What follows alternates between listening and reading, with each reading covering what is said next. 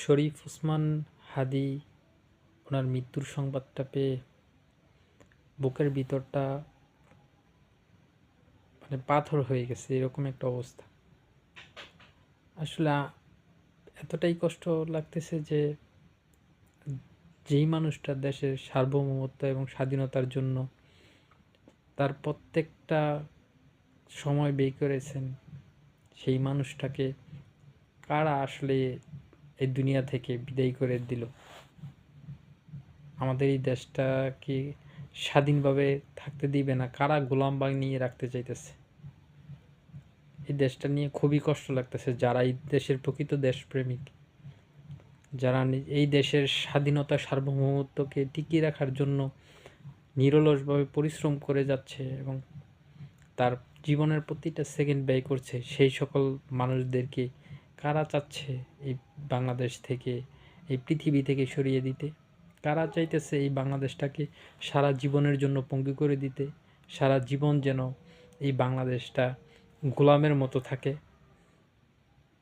কারা চাচ্ছে এই? কারা সেই সকল শত্রু? আমরা কি কখনো তাদেরকে খুঁজে বের করতে পারবো? দেশের প্রকৃত দেশপ্রেমীরা যারাই জেগে উঠতেছে তাদেরকেই শেষ করে দেওয়া হইতেছে একের পর এক। দেশটা আসলে আল্লাহই ভালো জানে কোথায় যাবে। আল্লাহর কাছে আমরা সবাই দোয়া করি আমাদের এই দেশটাকে শকুনের ছোবল থেকে যেন রক্ষা করে, আমাদের দেশটাকে যেন আল্লাহ হেফাজত করে। এই দেশে যেন ওসমান হাদির মতো বলিষ্ঠ কণ্ঠ প্রতিটি ঘরে ঘরে জন্ম নেয় এবং সেটা নিবেই। ওসমান হাদিরা মরে না, তারা কখনোই মরবে না। ওসমান হাদি একজন এই পৃথিবী থেকে চলে গেল, এরকম হাজারো ওসমান হাদিকে যদি এই পৃথিবী থেকে ফেলে দেওয়া হয়, ছুঁড়ে ফেলে দেওয়া হয়, তারপরও আরও নতুন ওসমান হাদি তৈরি হবে এই বাংলার বুকে। এই দোয়া করি আল্লাহ যেন ওসমান হাদিকে জান্নাতুল ফেরদৌস দান করে। মনটা খুবই কষ্টকর, জানি না এই শোক কতদিন থাকবে এই বুকে।